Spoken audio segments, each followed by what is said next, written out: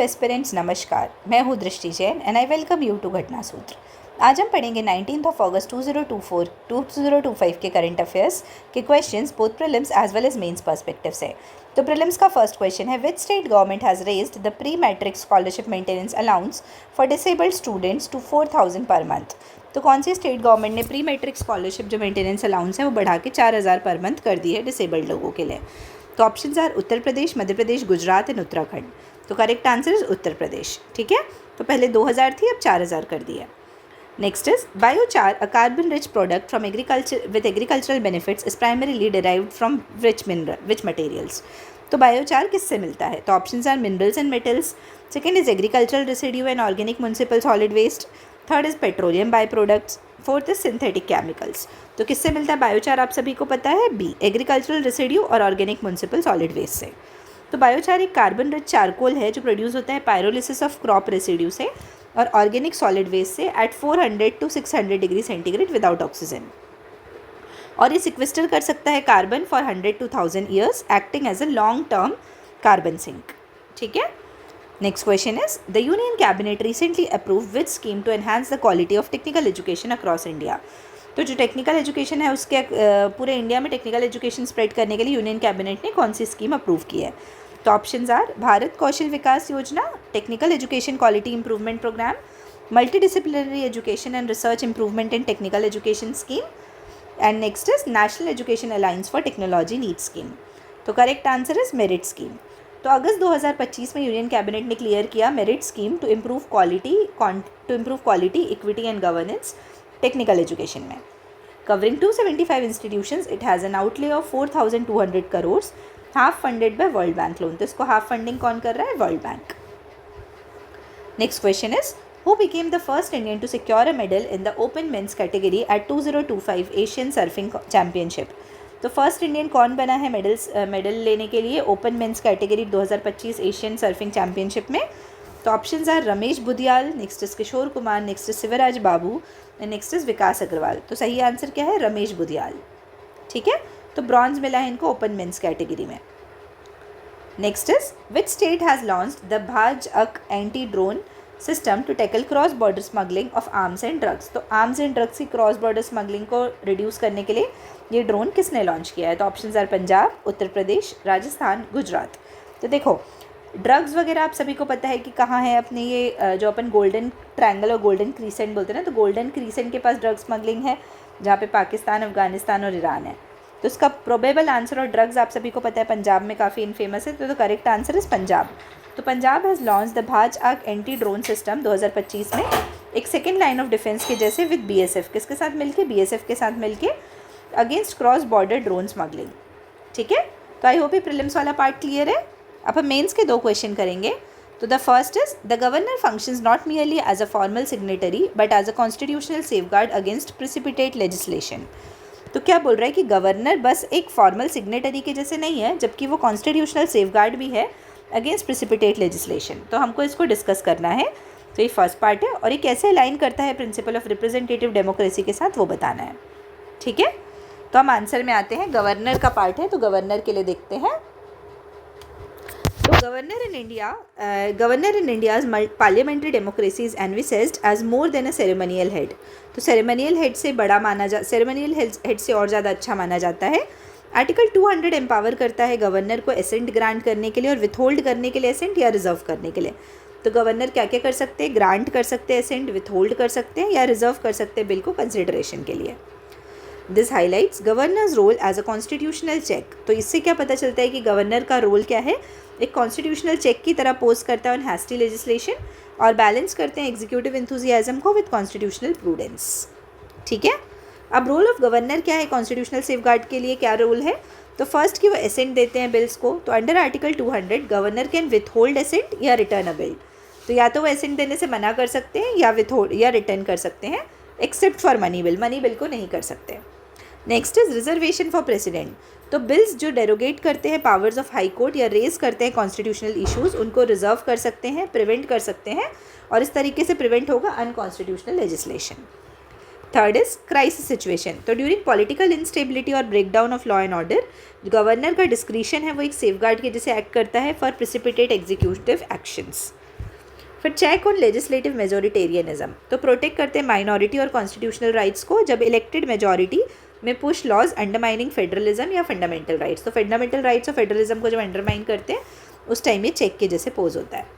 फिर concerns and criticism की बात की जाए तो पार्टीशन एलिगेशंस, तो frequent misuse of discretionary powers होंगे, तो उस टाइम क्या होता है जैसे डिले कर देना एसेंट को बिना मतलब के। फिर जुडिशियल रिब्यूक, जैसे Shamsher Singh versus state of Punjab या Nabam Rebia versus deputy speaker, तो उसमें क्या होता है सुप्रीम कोर्ट ने स्ट्रेस किया था गवर्नर के रोल को कॉन्स्टिट्यूशनल फंक्शनरी के जैसे, और बोला था कि वो पैरेलल अथॉरिटी नहीं है, कॉन्स्टिट्यूशनल फंक्शनरी है। फिर अंडरमाइनिंग रिप्रेजेंटेटिव डेमोक्रेसी, तो एक्सेसिव इंटरवेंशन क्या कर सकता है, डाइल्यूट कर सकता है मैंडेट ऑफ लेजिस्लेचर को। कंसिस्टेंसी कैसे है रिप्रेजेंटेटिव डेमोक्रेसी के साथ, तो पॉजिटिव अलाइनमेंट कि it provides a constitutional safety valve against impulsive और अनकॉन्स्टिट्यूशनल लेजिस्लेशन, और ये मेंटेन करता है सुप्रीमेसी ऑफ कॉन्स्टिट्यूशन को। टेंशन विद डेमोक्रेसी, जो इलेक्टेड रिप्रेजेंटेटिव्स हैं वो परसीव कर सकते हैं गुबर्नेटोरियल चेक्स को as undermining the will of people, कि अंडरमाइन कर रहा है लोगों की विल को। बैलेंस प्रिंसिपल, तो गवर्नर का रोल क्या है, is consistent with representative democracy if exercised with neutrality, यदि न्यूट्रलिटी के साथ एक्सरसाइज होगा तो रिप्रेजेंटेटिव डेमोक्रेसी को और अच्छा करेगा। अब इसके लिए सजेशंस क्या है, तो हमको गाइडलाइंस को कोडिफाई करना है, clear parliamentary guidelines on use of discretion in bill reservation and assent. फिर टाइम बाउंड डिसीजन लेना है, जैसे आर्टिकल को अमेंड कर दो आर्टिकल 200 को, जिसमें कोई टाइम नहीं दिया है कि कितना रीजनेबल टाइम फ्रेम होना चाहिए। फिर स्ट्रेंथन करना है कन्वेंशंस को, जैसे सरकारिया कमीशन या पुंची कमीशन की रिकमेंडेशंस को फॉलो करना है जिससे फ्रिक्शन मिनिमाइज हो सके। जुडिशियल ओवरसाइट लाना है, जुडिशियल रिव्यू का मैकेनिज्म जो डिटरेंट के जैसे एक्ट करे मिसयूज़ के लिए, और कोऑपरेटिव फेडरलिज्म को बढ़ावा देना है। तो ये हुआ हमारा बॉडी वाला पार्ट। अब हम आते हैं कंक्लूजन में। The governor as a constitutional sentinel ensures that state legislatures do not transgress constitutional boundaries, तो गवर्नर एक कॉन्स्टिट्यूशनल सेंटिनल के जैसे एक्ट करता है और वो इंश्योर करते हैं कि स्टेट लेजिस्लेचर कॉन्स्टिट्यूशनल बाउंड्रीज़ को एग्जीड ना करे। ठीक है, तो इसीलिए जब बैलेंस्ड करके चलेंगे हम करेक्टली तो गवर्नर का एक फंक्शन जो कॉन्स्टिट्यूशनल सेफगार्ड है उसके तरीके से प्रिजर्व हो पाएगा। ठीक है, तो आई होप ये फर्स्ट क्वेश्चन क्लियर है। सेकेंड है, assess the potential impact of allowing foreign universities to set up campuses in India. तो पोटेंशियल इम्पैक्ट क्या है फॉरेन यूनिवर्सिटीज़ का यदि वो कैंपस सेटअप करते हैं इंडिया में, तो ये बताना है। ये फर्स्ट पार्ट है। How might this affect the global competitiveness of India's higher education system, तो इंडिया के हायर एजुकेशन सिस्टम को कैसे इम्पैक्ट कर सकता है, ये सेकेंड पार्ट है। अब हम हायर एजुकेशन है तो हम वहीं से स्टार्ट करेंगे इंट्रो। तो India hosts one of the world's largest higher education systems, but challenges हैं उसमें कुछ जैसे low global ranking, inadequate research output और स्किल मिसमैच। इसीलिए जब न्यू एजुकेशन पॉलिसी आई 2020 की तो हमने फॉरेन यूनिवर्सिटीज़ को अलाउ किया और इन्वाइट किया कि वो अपने कैंपसेस यहाँ पे सेटअप कर सकें।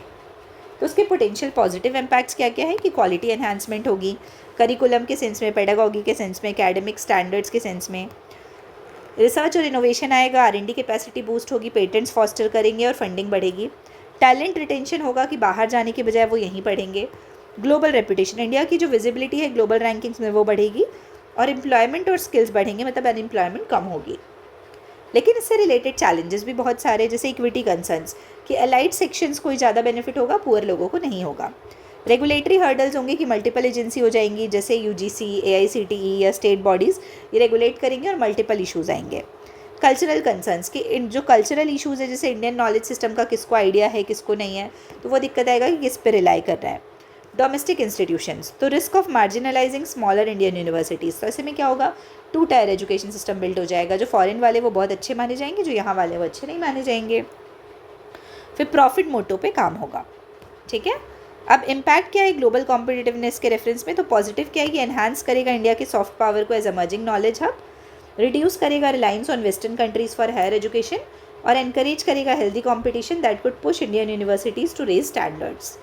लेकिन इसके नेगेटिव इम्पैक्ट्स भी हैं कि यदि अनरेगुलेटेड होंगे तो फॉरेन यूनिवर्सिटीज़ में exploit commercial opportunities without significantly contributing to research and skill building, and it could shift the focus away from strengthening public funded institutions जैसे कि सेंट्रल यूनिवर्सिटीज़ या IITs।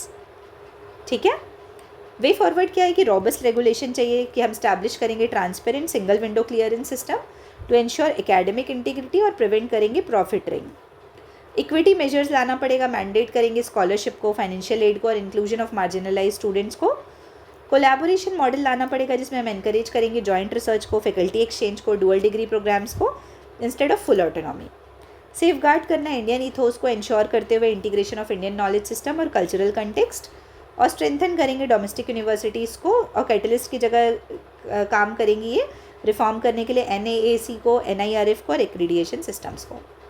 तो ये हुआ हमारा बॉडी वाला पार्ट। अब हम कंक्लूजन में आते हैं कि यदि हम फॉरेन यूनिवर्सिटीज़ को अलाउ कर रहे हैं कैंपस सेटअप करने में इंडिया में, तो वो अपॉर्चुनिटी भी है और उससे रिस्क भी पोज होते हैं। तो हमको क्या करना है कि हमको ट्रांसफॉर्म करना है इंडिया को एक ग्लोबल एजुकेशन हब की तरह, जिससे कि हम अपने नॉलेज इकोनॉमी को स्ट्रेंथन कर सकें और एलिवेट कर सकें अपनी हायर एजुकेशन कॉम्पिटिटिवनेस। तो जो हमने ऊपर स्टेप्स दिए हमको वो सब इंश्योर करने पड़ेंगे।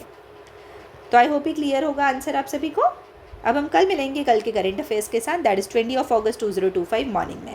तब तक के लिए आप सभी को बहुत बहुत धन्यवाद and all the very best. Thank you.